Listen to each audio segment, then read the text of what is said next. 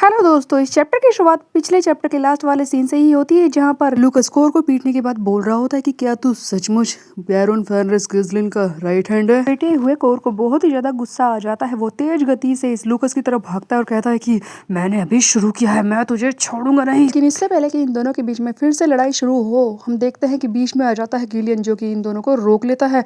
Core तो पूरी कोशिश कर रहा होता है इस लूकस को मारने की, लेकिन गिलियन की ताकत को देखकर लूकस बोलता है कि ओह, तुम लग रहे हो गिस्लिन के राइट हैंड। सही कहा ना मैंने।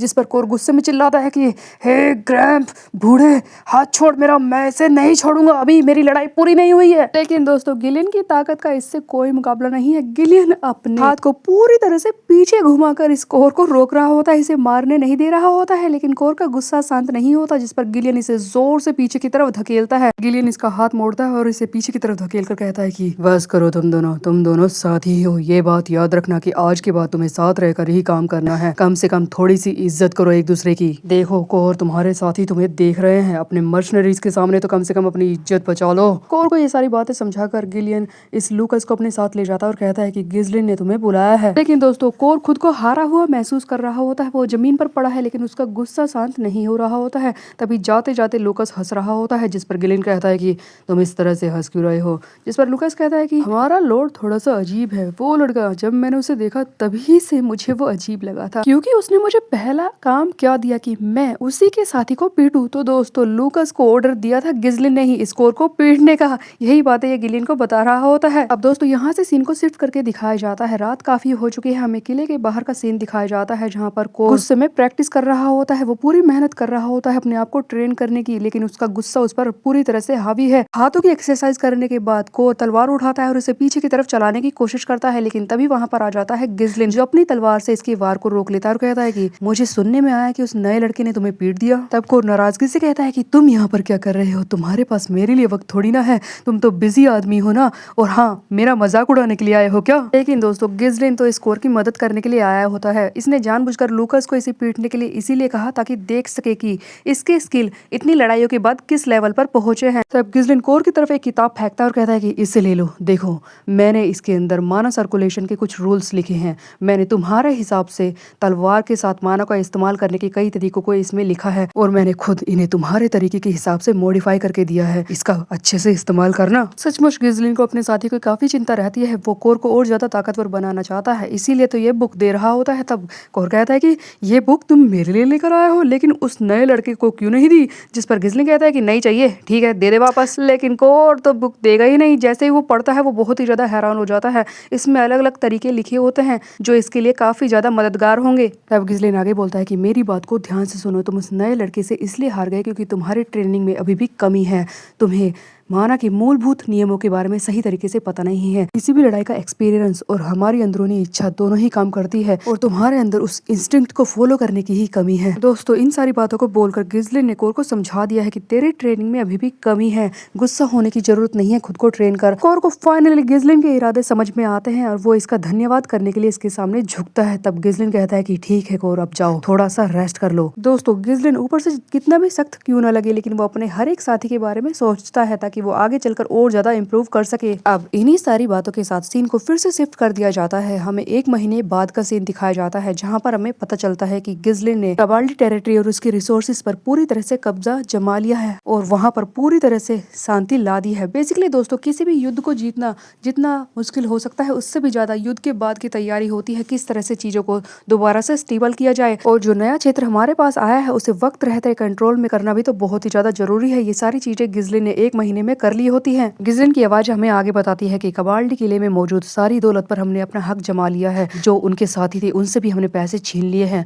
और आम जनता जिन्हें जो भी परेशानी थी, खाने की परेशानी थी, वो सब हमने दूर कर दी है। और दोस्तों, अभी का हाल ये है कि अब नॉर्दर्न रीजन की सबसे बड़ी लोहे की खान मेरी है। कबाल्डी की ये लोहे की खान, जहाँ पर सालों से मजदूर काम करते हुए आ रहे हैं, ना तो उन्हें सही तरीके से पैसे दिए जाते थे और ना ही उनके लिए किसी नियम का पालन किया जाता था। मजदूरों का लगातार शोषण हो रहा था, लेकिन मैंने ये सारी चीजें खत्म कर दी है। दूर मजदूरों को उनके हक के हिसाब से अब तक जितने पैसे मिलने चाहिए थे वो मैंने दे दिए हैं। इसके अलावा मजदूरों ने भी मेरे साथ जुड़कर अपनी इच्छा से काम करना शुरू कर दिया है। और पता है दोस्तों, 1 महीने में इसका नतीजा ये निकला है कि वो मजदूर इतना ज्यादा काम कर रहे हैं कि मैं अब बहुत सारा उन्नत किस्म का लोहा बाहर एक्सपोर्ट कर पा रहा हूँ और अपने लिए भी ले पा रहा हूँ, जिससे हम हथियार भी बना रहे हैं। परिणाम ये है कि लोहे की सप्लाई इतनी ज्यादा बढ़ चुकी है कि जितनी कबाल्डी किले पर मेरी जीत से पहले भी कभी नहीं थी। और अब मजदूर पूरी तरह से बहुत ही ज्यादा खुश हैं। साथ ही साथ इस लोहे की मदद से मैंने नई टेक्नोलॉजी के आर्मर्स बनाए हैं। तो दोस्तों देखा जाए तो अब रिसोर्सेज की मेरे पास कोई कमी नहीं होगी। दोस्तों कबाल्डी पर जीत मिलने के बाद गिज़लिन की ताकत और ज्यादा बढ़ चुकी है। वो हथियार बना सकता है और लोहे का व्यापार भी कर सकता है, इसीलिए फैनरिस की तो अब चांदी हो चुकी है। इसी के बारे में गिज़लिन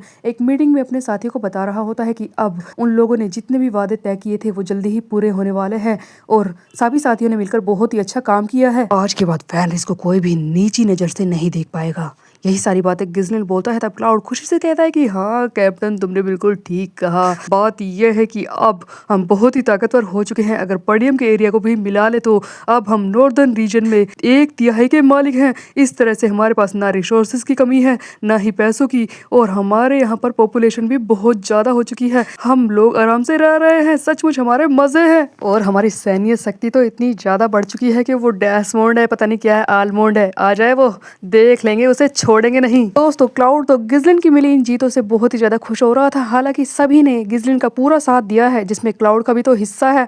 अकेला बंदा पूरी टेरिटरी को मैनेज कर रहा है दोस्तों। लेकिन दोस्तों डेस्मोंड कुछ नहीं कर पाएगा, ये बात तो क्लाउड ने ज्यादा ही बोल दी। तब वेंडी गुस्से में इसे पीछे से मारती है। बेलिंदा कहती है कि तुम और तुम्हारा ये बड़ा मुंह कितना बकबक करते हो। इतने में ही गिज़लिन बोलता है कि सही कहा, हमारे ऊपर से अभी खतरा टला नहीं है। जिस पर क्लाउड आगे की तरफ झुकता और कहता है कि डैम, थोड़ा सा तो ब्रेक लेने दे यार। इतने में ही वनीसा गिज़लिन से बात करने की कोशिश करती है। गिज़लिन के पूछने पर वनीसा बताती है कि वो सारे जादूगर जो मेरे साथ यहाँ पर आए थे वो बहुत ही ज्यादा परेशान है और शिकायतें कर रहे हैं। वो कह रहे हैं कि हमसे बहुत ही ज्यादा काम कराया जाता है, हम कोई मजदूर थोड़ी ना है। और एल्फोय, उसने तो कई बार भागने की कोशिश भी की है माय लॉर्ड। आप ही बताइए मैं क्या करूँ, वो मुझे बहुत ही ज्यादा परेशान करते हैं। एल्फोय तो किसी भी कीमत पर यहाँ से भागना चाहता है। तब गिज़लिन कहता है कि वनीसा चिंता मत करो, वो मजदूर बस पेपर पर हैं, बाकी वो मजदूर नहीं है। लेकिन वो खाली बैठे क्या करेंगे, इसलिए थोड़ा सा तो काम करना ही पड़ेगा। इस बारे में ज्यादा मत सोचो। और रही बात उनके थकने की, तो हमारे पास प्रीस्ट है ना, वो पादरी उन्हें ठीक कर देगी। दोस्तों गिज़लिन एल्फोय को किसी भी कीमत पर जाने नहीं देगा। ये उसे थके हुए को ठीक करेगा, फिर से उसे काम करके थकाएगा, लेकिन काम जरूर करवाना है इस बंदे को। यहाँ से सीन को शिफ्ट करके दिखाया जाता है कि प्रीस्ट यानी कि पादरी पोएटे एल्फोय को अपने दैवीय शक्ति से ठीक कर रही होती है। एल्फोय लगातार चिल्ला रहा होता है कि यार मुझे ठीक मत करो, मुझे ठीक मत करो, मुझे काम करना पड़ेगा, मैं थक गया हूँ, मैं ठीक हो गया तो फिर से मुझे काम करना पड़ेगा, क्यों कर रही हो तुम। पर दोस्तों गिज़लिन के होते हुए कोई भी बंदा काम करे बिना नहीं रह सकता। पोएटे को भी मजबूरी में इन बंदों को ठीक करना पड़ रहा है। एल्फोय और उसके साथी जो थके हुए हैं उन्हें फिर से ये ठीक कर रही होती है और गिल्ट भी महसूस कर रही होती है कि हाँ, मुझे अपनी दैवीय शक्तियों का इस्तेमाल ऐसे लोगों पर करना है जो काम भी नहीं करना चाहते। मैं क्या कर रही हूँ, पता नहीं मैं यहाँ क्या कर रही हूँ। उस लड़के ने मुझसे कहा था कि मुझे तुम्हारी मदद चाहिए, लेकिन अब वो मुझे जाने ही नहीं दे रहा। कब तक मैं ये सब करती रहूंगी। तभी हम देखते हैं कि पोएटे वहां से जाने की कोशिश करती है और पीछे से आ जाता है गिज़लिन, जो इसकी ये सारी बातें सुन रहा होता है। ये पोएटे को पीछे से आवाज लगाता है। पोएटे इसकी आवाज सुनकर अचानक से डर जाती है और कहती है कि ओह माय लॉर्ड, आप यहाँ पर। जिस पर गिज़लिन कहता है कि ओह, मैंने देखा कि आपकी दैवीय शक्ति काफी बढ़ती जा रही है। जिस पर पोएटे कहती है कि अच्छा ऐसा है, मुझे तो पता ही नहीं चला। तब गिज़लिन यहाँ पर सोचने लगता है कि जिस तरह से माना वक्त के साथ इस्तेमाल करते हुए बढ़ती जाती है, लेकिन दैवीय शक्तियों के साथ ऐसा नहीं होता। इन्हें बढ़ाने का कुछ अलग ही तरीका होता है। दैवीय शक्ति कुछ ऐसी चीज है जो हर किसी के पास नहीं होती। कोई कोई इंसान होता है जिसे ये गिफ्ट मिलता है। नो वंडर ये लड़की जो मेरे सामने खड़ी है, इसके पास ये शक्तियां हैं। ये सचमुच बहुत ही ताकतवर होगी जो ये जानती भी नहीं है। तब गिज़लिन पोएटे से कहता है कि ओह, आप इतने दिनों से यहाँ पर रह रही हैं, क्या आपको कोई परेशानी है। जिस पर पोएटे कहती है कि नहीं नहीं, मुझे परेशानी तो नहीं हुई, लेकिन क्या मैं वापस जा सकती हूँ, मेरा काम पूरा हो चुका है। जिस पर गिज़लिन कहता है कि हाँ, वैसे जितना चाहे मैंने आपसे हेल्प तो ले ही ली है। कुछ आपने फैनरिस की काफी मदद की है, लोगों को ठीक किया है और अब यहाँ से आप जा सकती हैं। वैसे मैं आपके लिए कुछ करना चाहता हूँ। इतनी सारी बातों के बाद हम देखते हैं कि फाइनली गिज़लिन पोएटे को उसके घर यानी कि कार्डेनिया राजधानी वापस ले आता है। हमें कार्डेनिया राजधानी का सीन दिखाया जाता है यहाँ से शिफ्ट करके, और सबसे पहले दिखाया जाता है ब्रैंडफोर्ड का महल। यहाँ पर भी गिज़लिन के युद्ध की बातें ही चल रही होती है कि पता है उन लोगों ने ऊपर से हमला किया था, क्या वो किसी तरह के पक्षी हैं, और पता है और आप प्लेयर से उसने बड़े से दरवाजे को काट डाला था और खोल दिया था। और यही सारी बातें पूरी गोसिप गॉसिप चल रही होती है पूरी इस सिटी में। ब्रेंटफोर्ड महल के अंदर का सीन दिखाया जाता है जहाँ पर गिस्लिन पोएटे और बेलिंदा के साथ आया होता है। इसके सामने खड़ी होती है रोजेलिन इनके स्वागत में। तब गिस्लिन आते ही कहता है कि कैसी हैं आप माय लेडी। गिस्लिन को अपने सामने देखकर रोजेलिन बहुत ही ज्यादा खुश हो जाती है और कहती है कि मैं बहुत ही खुश हूँ कि तुम ठीक हो बैरोन फेनरिस। तुम्हें अपनी आंखों के सामने सही सलामत देखकर मुझे काफी खुशी हुई। जिस पर गिस्लिन फिर से इसे मक्खन लगातार कहता है कि ये सब तो आपकी वजह से ही हुआ है माय लेडी। आपने इतने सारे टैलेंटेड लोगों को मेरे पास भेजा और प्रिंसेस पोएटे इन्होंने तो हमारी काफी मदद की है। इनकी दैवीय शक्तियों से तो हमारे काफी साथी ठीक हो गए हैं। ओह,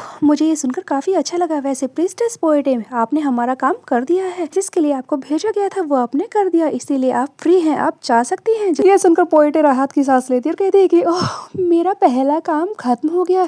चलो अच्छा है, अब मैं वापस जा सकती हूँ और राहत की सांस ले सकती हूँ, क्योंकि वैसे भी वो जगह तो अच्छी है फेनरिस, लेकिन वहाँ पर काम बहुत करना पड़ता है, मैं थक जाती हूँ। लेकिन दोस्तों इस बंदे को गिस्लिन अपने चंगुल से निकलने थोड़ी ना देगा। वो रोजेलिन से बोलता है कि मुझे प्रिंसेस के बारे में आपसे कुछ बात करनी है। लेकिन इतने में ही एक बंदा आर्मर पहने हुए सैनिक पीछे से आता है और रोजेलिन को बताता है कि मार्कस ब्रेंटफोर्ड आपको ढूंढ रहे हैं और ये गिस्लिन से भी बात करने के लिए बोलता है। ये सुनकर दोनों ही मार्कस की तरफ जाने लगते हैं। तब जाते जाते गिस्लिन रोजेलिन से बोलता है कि क्या मैं आपसे थोड़ी देर के लिए बाद में बात कर सकता हूँ अकेले में। जिस पर रोजेलिन हाँ करती है और इस तरह से बातें करते हुए ये दोनों ही अंदर चले जाते हैं कमरे में मार्कस ब्रेंटफोर्ड से बात करने के लिए। गिस्लिन जैसे ही कमरे के अंदर आता है उसे कई आंखें घूर रही होती है। एल्सपर नॉर्टन और हाँ मार्कस मैक्वायर भी सभी उसे घूर रहे होते हैं। तब ब्रेंटफोर्ड इससे कहता है कि गिस्लिन तुम्हें नहीं लगता कि तुमने यहाँ पर आने में देर कर दी है। जिस पर गिस्लिन कहता है कि मुझे माफ कर दीजिए, लेकिन अपनी टेरिटरी को सही करने में मुझे काफी वक्त लग गया। बीच में ही मोरिस बोलता है कि तुम्हें यहाँ पर सबसे पहले आना चाहिए था। जीत के बाद तुम्हें सबसे पहले राजधानी आना चाहिए था, समझे। तभी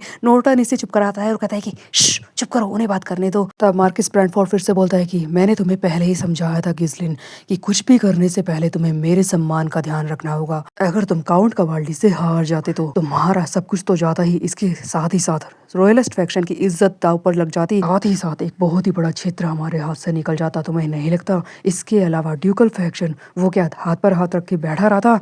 वो इस मौके का जरूर फायदा उठाता और वहाँ के हर एक एरिया पर अपना कब्जा जमा कर हमें परेशान करने की कोशिश करता, अपना प्रभाव बढ़ा लेता। चाहे मैंने तुमसे वादा किया है कि मैं हमेशा तुम्हारे पीछे खड़ा हूँ, इसका मतलब ये नहीं है कि तुम कुछ भी करो और मैं तुम्हारे हर एक काम में तुम्हारा साथ दूंगा।